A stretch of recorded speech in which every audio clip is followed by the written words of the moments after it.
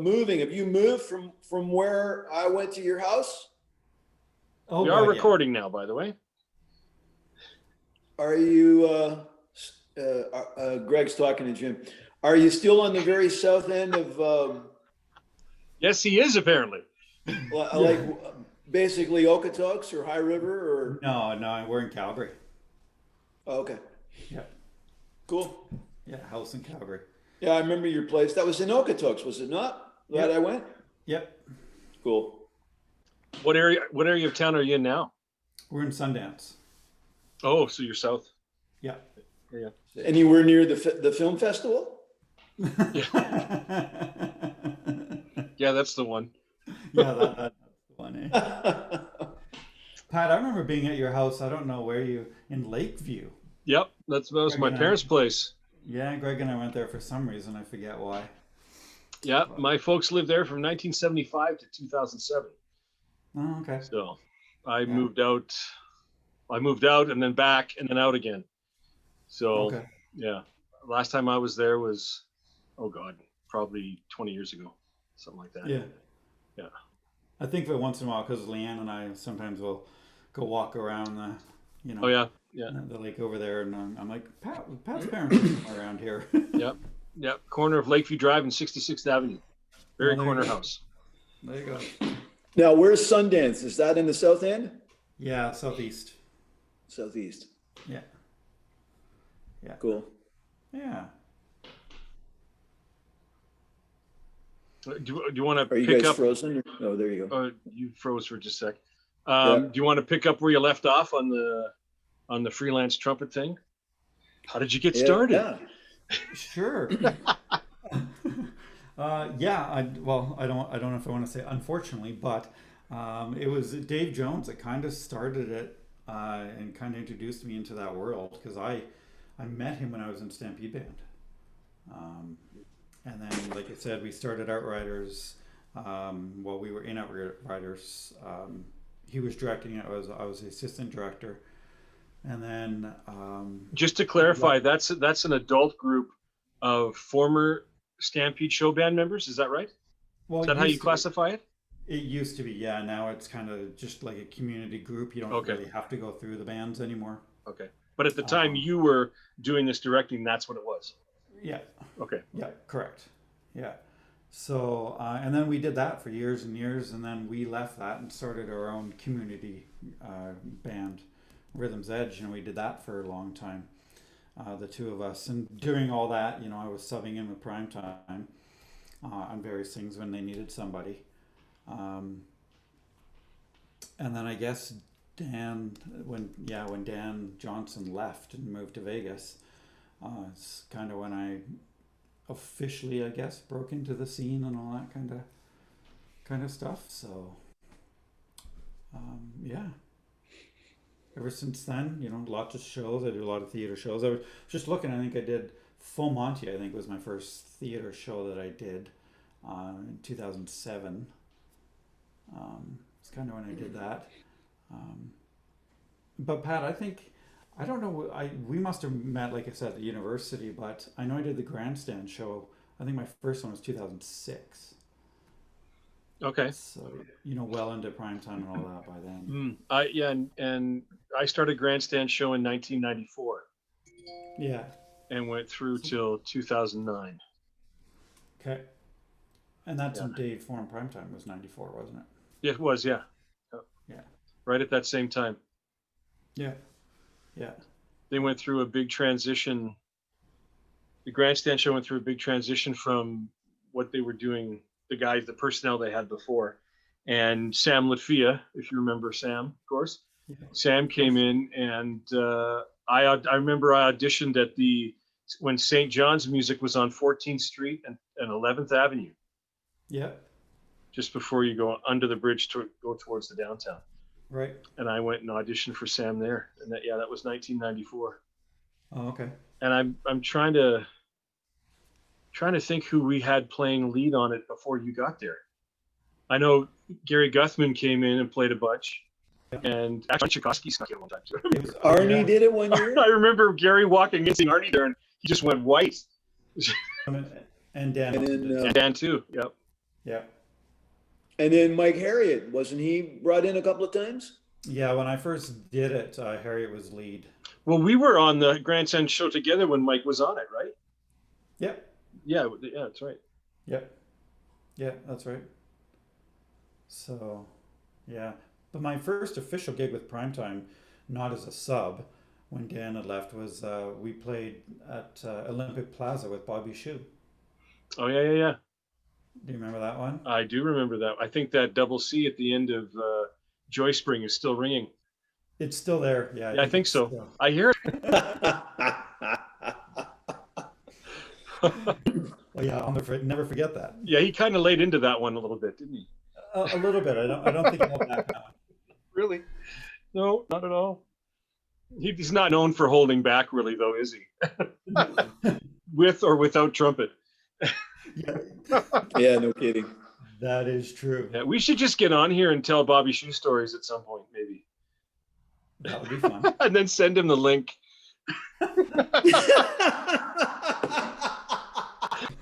There's a, I don't know if you've seen this, Jim. I might have told Pat about it, but they're not doing it anymore.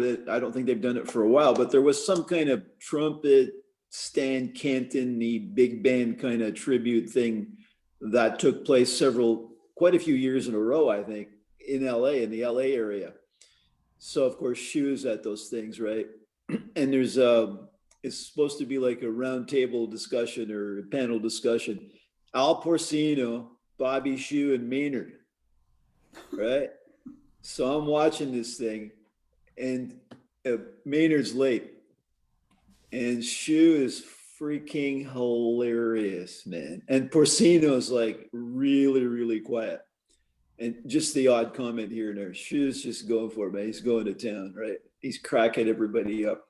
And then Maynard finally makes it, and he takes the comedy level up several notches. Man. Yeah, I hope Bobby doesn't see this, because Maynard kind of took him to school on that one. He was freaking way funnier, and she was freaking hilarious. And Maynard was funnier, man. I was killing myself laughing. I was dying, man. It was so funny. I sat in on a this was in Long Beach, California, one of the jazz educators things, and Bobby was doing a clinic, and it was for some of the Japanese people that were there. So he had a translator.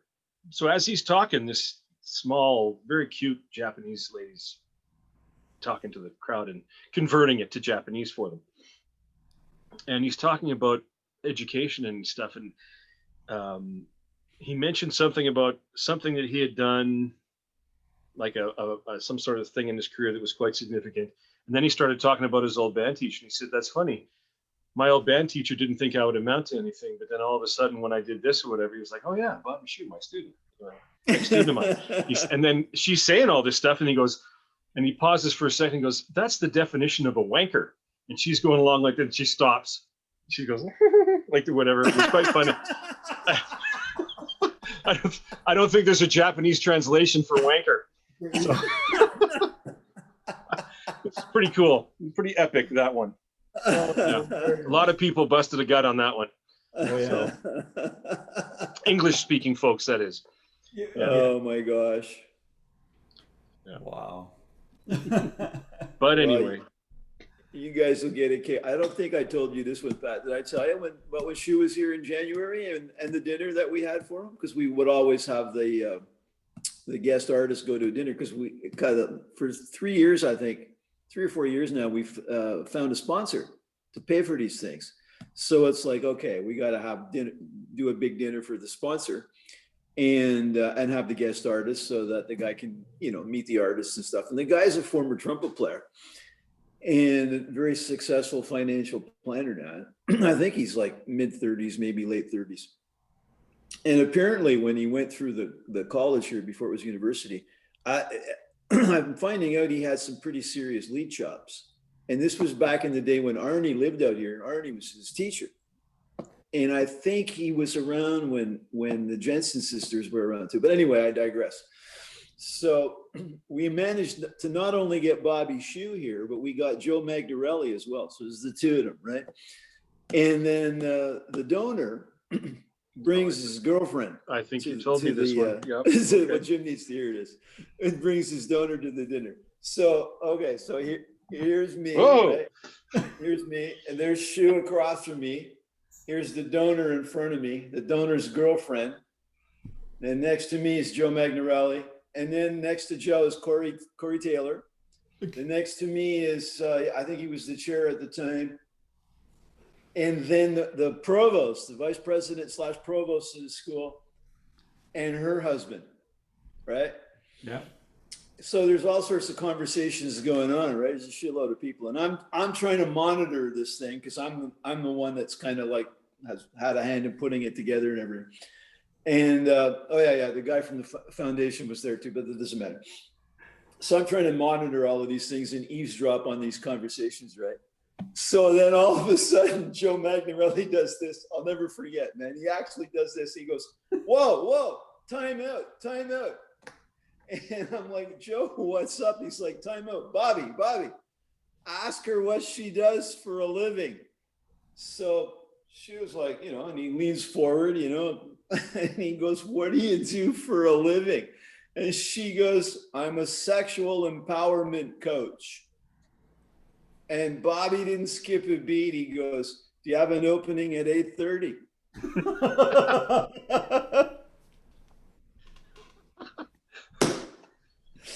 Oh my gosh, we were dying. And then I started to crap myself because I was like, if she tries to take on Bobby, this isn't going to go well. So anyway, she acknowledged the fact that I think she was maybe in her late 20s, early 30s, So she was very respectful, and she didn't go for it. She just kind of kibitzed a little bit with him, and then it kind of ended. But that was so funny. He didn't skip a beat, man. Oh man. So of course, between me and Corey and Joe Maggs afterwards, the texts about sexual empowerment was just, it went on for weeks.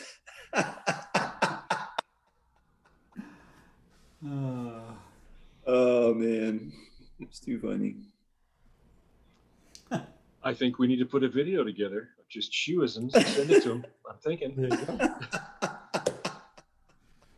When did Shu come to Calgary for the first Special time? edition. I met him you brought him in for your big band, Greg, and this was about, 85, 86? Something like that? Probably around that, because I had gone to school in the States for the 84-85 school year. And it would have been after that, because the place where I was renting a room, he knew the woman whose house it was. Because I was telling him some stories about it, because she was very eccentric. He's like, you're not talking about Pat Sampson, are you? And I was like, is there anybody in the 5 billion people in the world that you don't know? So it would have been after that. And Dennis Collier called me up, and he always called me Mr. Tabernac because I'm from Montreal. So, and he was working at National Music or St. John's, I forget, probably National. Probably National. And he's like, okay, so Mr. Tabernac, he says, we're bringing in Bobby Shu, right? Do a whole bunch of clinics. I was like, oh yeah, I can't wait for that. He goes, well, he was going to stay at my house with me and Anne Marie. He said, we're having to have our house painted, and the only time they can do it is when Shu's going to be here. He's like, you think he could stay with you? I was like, yeah, he can have my room. I'll stay in the garage. So anyway, she was there for about a week. Oh wow! So that's when I first met him. I mean, I knew who he was, right? Yeah. We probably all did. So that's when I first met him, and hanging out with him like that, I really got to know each other, stayed in touch. He came up to town though, I think in the mid to late 80s, like 3 times or something. Yeah. Like a lot more often than recently, that's for sure. Because I remember there was that time he also came up and he played with, I wasn't in the Red Band at the time, but he played with the university band at the McEwen Hall Ballroom, the old one. And I went backstage to talk to him. I remember this. And while he was talking to people, he consumed a whole 6-pack of O'Keefe Extra Old Stock in about a half hour. And I was like astounded with how much he could drink, and it never fazed him. Like he was, he nothing, like his demeanor did not change at all. And then I remember he came up and sat in with the Wednesday night band at the Uptown, and you guys played Brotherhood of Man, and when you said thanks for coming down to my level, and he said, yeah, I played just good enough to win. Remember that? I do, because I told him the Gary Guthman story when Guthman came to the Red Band, and we did my chart, Manitoba Fats, right? And which had some weird. I mean, there were basically 2/5s, but the key centers kind of jumped around a little bit, and the bebop line was manageable. I mean, Guthman's a good sight reader, so of course Guthman, being the kind of guy that he is like, fuck, I don't rehearse, you know. So he was scuffling through the chart, right? Because it was, and I owned it. So it was a little bit more even, because I was pretty freaking scared to do that with him. I wasn't quite scared. I wasn't scared with Bobby. I was a little bit nervous, you know, but I wasn't scared because I started to get to know him and I knew he wouldn't embarrass me. But Guthman, I didn't know. And I'd heard that, you know, he could be quite competitive. So I think because Guthman was scuffling through reading those changes, and I pretty well knew them, that it was okay. So I was telling Bobby this, you know, and I was like, yeah, so, you know, in terms of playing the thing with you, thanks for not mopping the floor with me. And he goes, well, that's not necessary. All you got to do is win.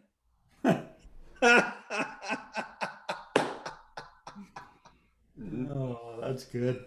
Because I remember in the trading, you know, I went up to a high C and he matched the C, and I went to a D, he matched the D, and I squeaked out an F and he played a G. Of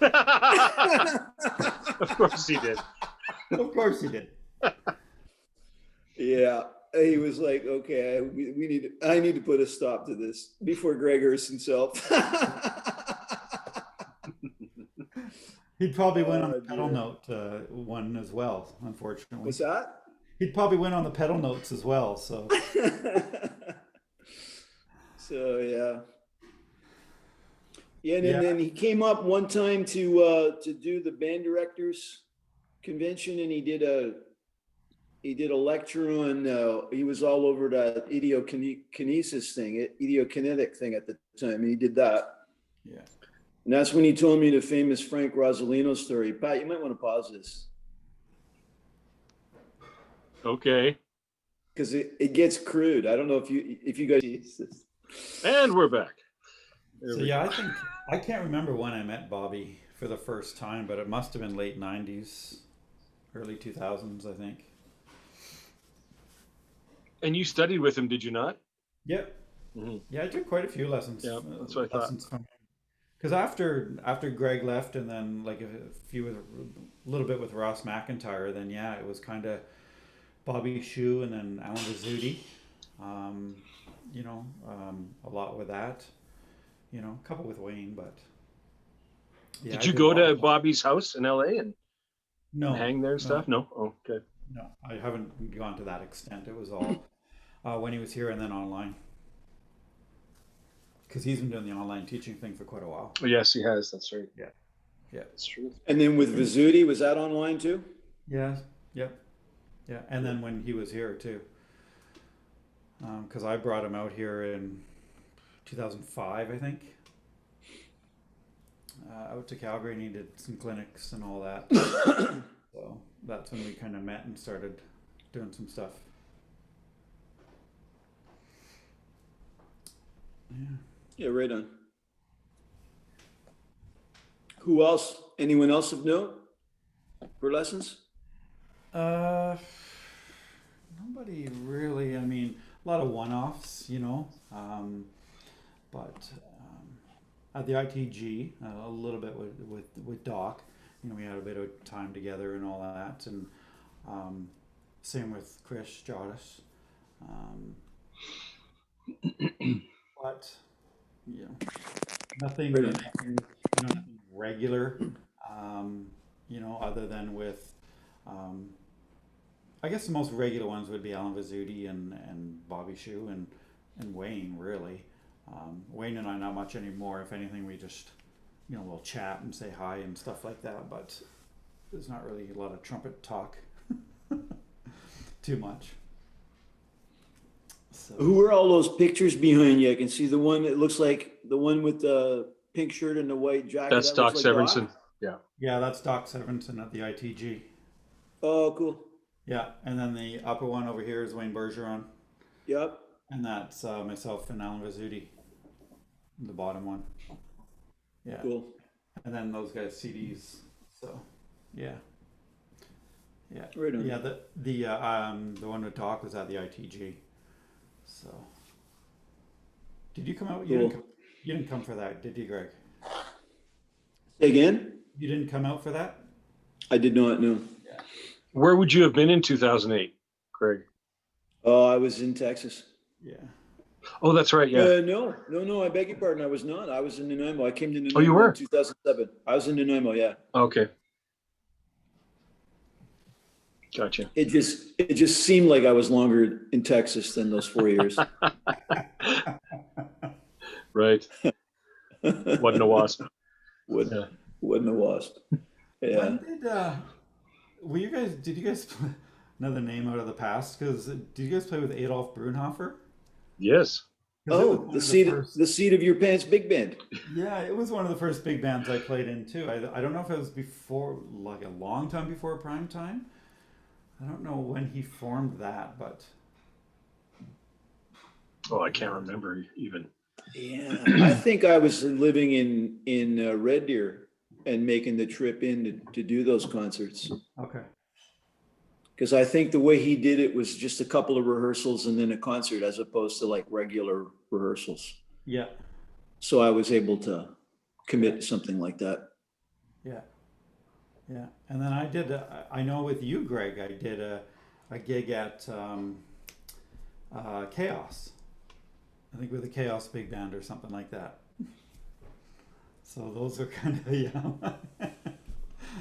Chaos, yeah. I wonder what happened to Maurice.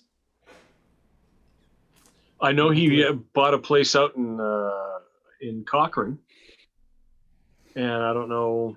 After that, I have no idea. Yeah, I don't know what happened. A lot of good times in that room, though. Yes, yeah, for sure. Like the Rob McConnell chart burning.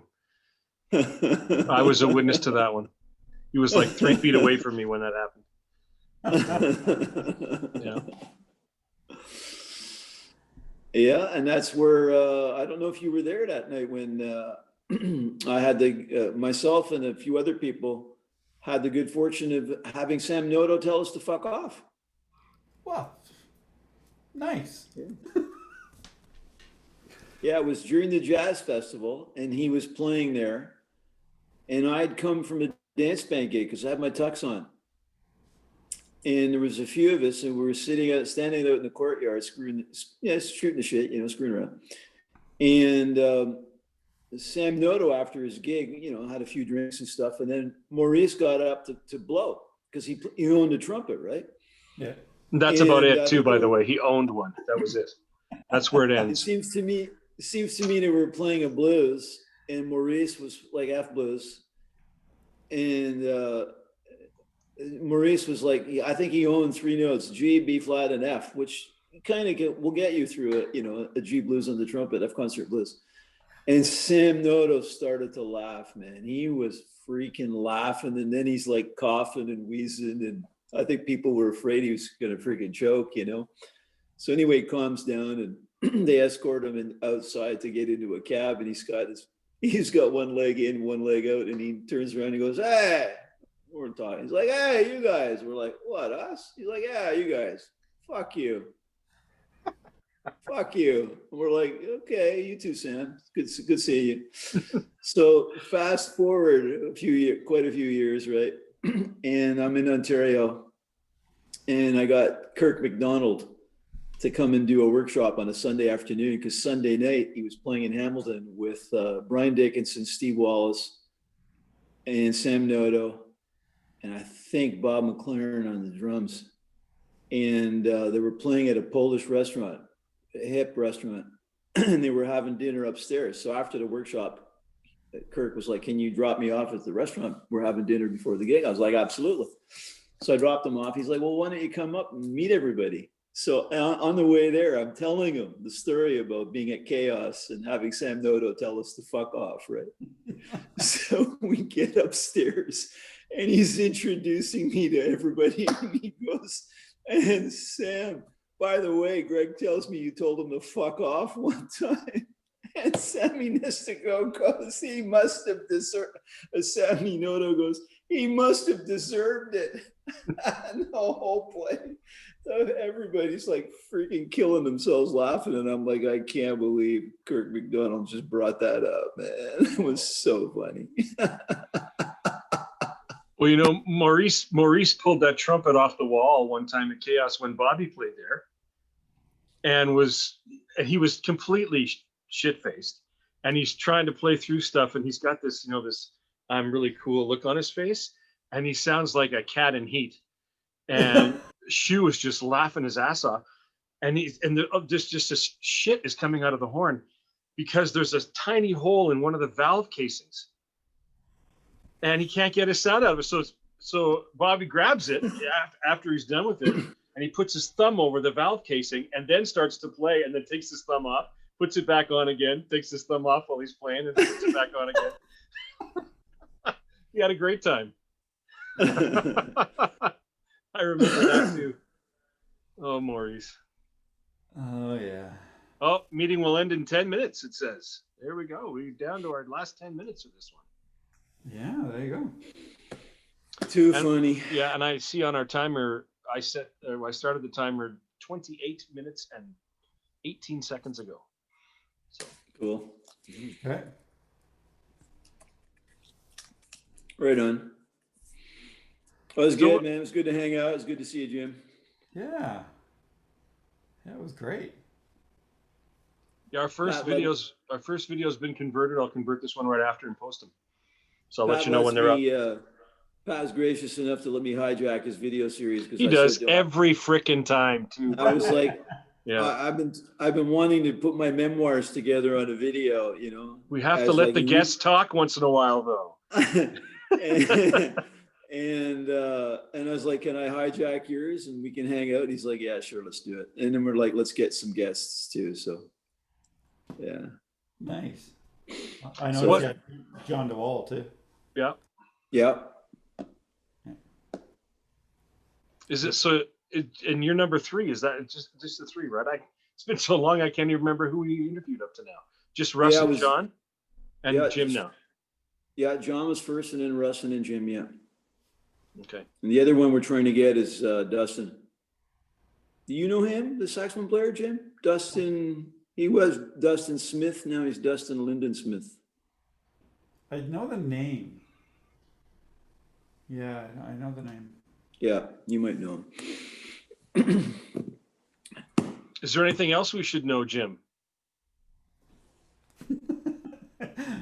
Not really, I don't think. Okay. I'm kind of out of questions at the moment. Yeah, I don't think so. Any other hijacking you want to do, Greg? Well, Jim, and Jim can tell us about his BMWs because. Oh, there we go. Yes. How did that come about? Only on one occasion, he took me for a ride in it. I was like, this is pretty sweet. That's right. I don't even have that BMW anymore. Yeah. How did you get into the driver instructing thing? Actually, I bought a BMW, and back then they offered a driving course because we had a racetrack here. So I was always a huge car guy, and they just I went out to the driving course, and I guess they called me a bit of a natural. And by that time, I'd been doing a lot of teaching and music as well, and all that kind of stuff. So I could teach pretty easy too. So I think it was a 2-day course, and by the second day, they had me helping some of the newbies, all that, and I kind of just broke into it after that. Yeah. Cool. Went through many BMW. No, it's not mandatory. Oh, it isn't. Okay. No, you need to know about them. So, because like I'm with BMW and Porsche as well, but okay. I didn't know that. Yeah, both of them. So, and out here, in Western Canada, there's not many, other than BMW and Porsche certified people. So all the clubs use them. So You know, I've done Ferrari Maserati events and all that type of stuff. Any exotic cars where they're like the only instructors they use. So you're like a Canadian version of Top Gear, kind of, sort of. yeah, maybe. Okay. Yeah, do you watch that show at all? Oh yeah, I Yeah. did all the time. Yeah, Yeah. yeah, it was a fun show. Mm-hmm. Okay. Jim, have you had the Porsche conversation with Bobby? Because he used to own a Porsche. Yeah, I think he might still have one. he does. Yep. Yeah, and of course with you know, Jens and I always give each other the gears too because he owns a Porsche as well. Oh, that's right. Jens told me he had one. Yeah, yeah. Yeah, yeah. Cool. He's got one. I'll never forget him driving down Memorial Drive one time and passing me, and it was winter, and he had the top down in his Porsche naturally. Because that's what he does. Yeah, and nobody else was in the car, and as he went flying by me, the high G's coming out, and it's the window. That's hilarious. Yeah, only ends. That's too funny. Yeah, somebody was maybe it was on Facebook with that trumpet player group or whatever, and Mark Van Cleve is always posting these really cool pictures. And it might have been there. It was a picture of Bobby standing next to a Porsche. So I saved the picture and I sent it to him, and I said, "Who's that handsome model by that fancy car?" You know. Oh. And he writes back to it, "Where the hell did you find that?" You know, yeah, I didn't know. I knew he was into Lincolns, Yeah, but I didn't know about the Porsches and shit. So yeah, yeah. And Vizuti's into BMWs. Alan Vizzuti, cool. because he talked to me a lot about them too. Well, I keep following that trumpet player online shit and every freaking trumpet player news group there is, trying to find somebody else who drives a Toyota Corolla, and I think I'm a one of a kind. So Always better to be that way, Greg.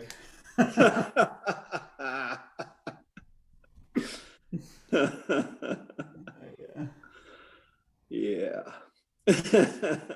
Right on. Cool. Yeah. All right. Well, that's great because you two guys are a couple of certainly my oldest friends from among my few oldest friends from Calgary. So it's good to hang out with you guys. Yeah, absolutely. Mm-hmm. Well, I'm just thinking 1984. That'll be 40 years on 2024, I guess, when we first met. 40 years. Hello. Yikes.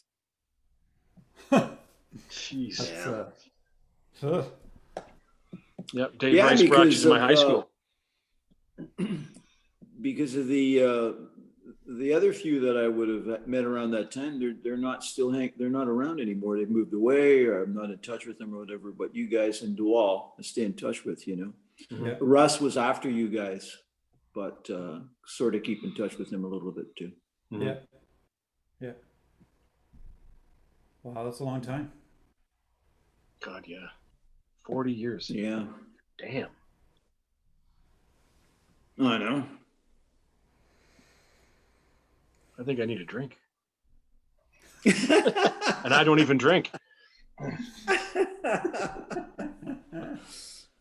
Yeah. All right. Well, anybody else want to share anything else? No, I just, Okay. Is it still going? You can shut it off. 2 minutes and 10 seconds left. Okay. Cool. All right. Well, thanks, Jim. Yeah, absolutely. That's good. Like I said, we go back a long way, so I wanted to include you in these things. Oh yeah, no, it was great. I'll get these two converted and I'll let you know when they're up. I'll probably post them on my Facebook wall too, and Cool. and then send you guys messages that they're up. Excellent. Have you noticed, are people checking out those other ones? Are they getting any views or no? I have. So go ahead. Yeah, I looked this morning. I think like 34 views on. I think it was on Russ's or something. I didn't notice on John's, but I know this is about the 35th video I put up, something like that, because I put a bunch up when it was just me blabbing. Yeah. And altogether with those plus these ones, it's over 1,000 views. I know that. Oh, Yeah. cool. So hopefully when, they'll just keep going through, each of them and checking it out and all that other shit. So yeah. I'm hoping. Please do. Yeah. Yeah, a couple of weeks ago, a student at school told me that he'd stumbled across them. Oh yeah. Oh, So, yeah. Okay. Yeah. And Excellent. so school's down, eh, Greg? Numbers. sorry? School's down. Your numbers are down. Yes. Yeah. Yeah. So, Okay. Well, I'm going to turn off the recording. And thanks for the hang, guys. And this will be up. yeah, man. This will be up soon, and I'll let you know. Okay. All right. Okay. Okay, I'll keep in touch. Yeah, absolutely. See you guys.